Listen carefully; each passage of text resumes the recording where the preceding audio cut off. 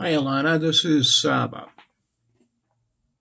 And I am recording this for posterity because your mother and I talked about doing this during the episode of your graduation at American University.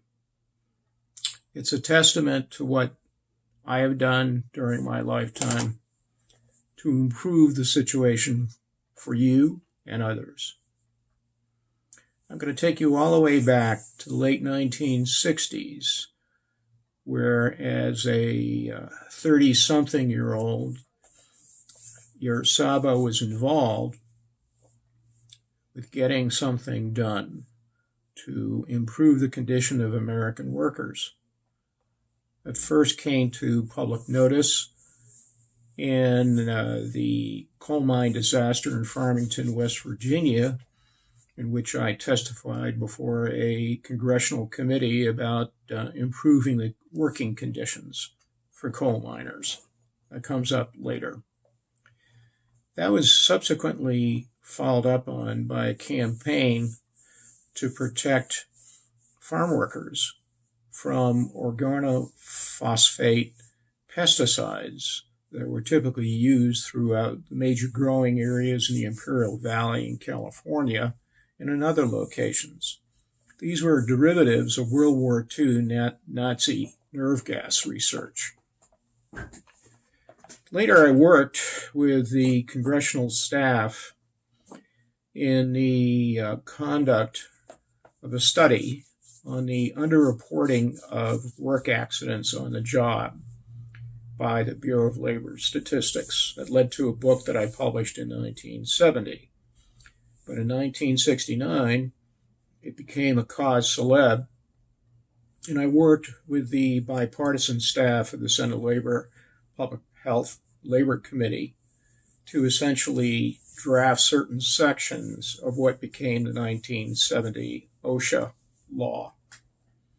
Part of that was developing a new institute at the now Department of Health and Human Services, known as the National Institute of Occupational Safety and Health, to address chemicals and other toxic products in that regard.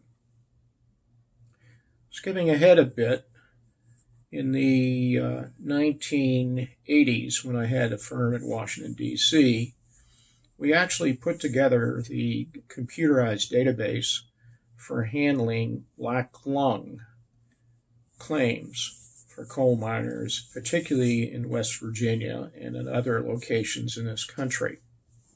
That was done for the Department of Labor at that time.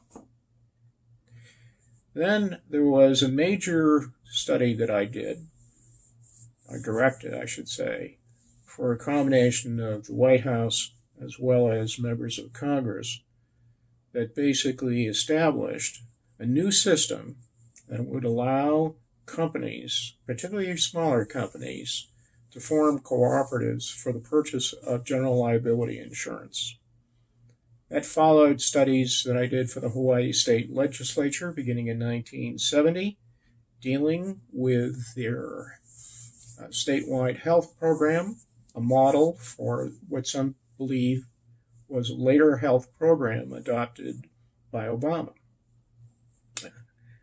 Then it was a question of also dealing with problems in workers' comp and reform in Hawaii and a couple of other jurisdictions, and also cooperative research of general liability coverage by American manufacturers that led to the enactment in the early 1980s of what is known as the Product Liability Risk Retention Act.